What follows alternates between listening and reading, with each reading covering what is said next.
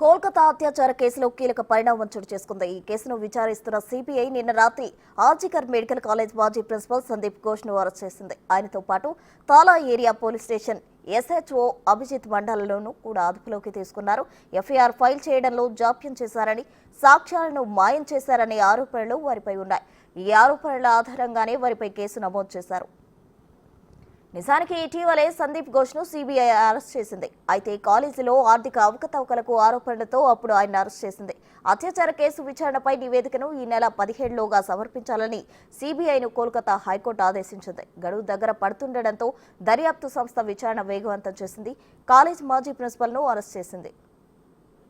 కాలేజ్లోని seminar హాల్పై junior డాక్టర్పై అత్యాచారం జరిగింది. ఆ తర్వాత ఆమెను దుండగులు హత్య చేశారు.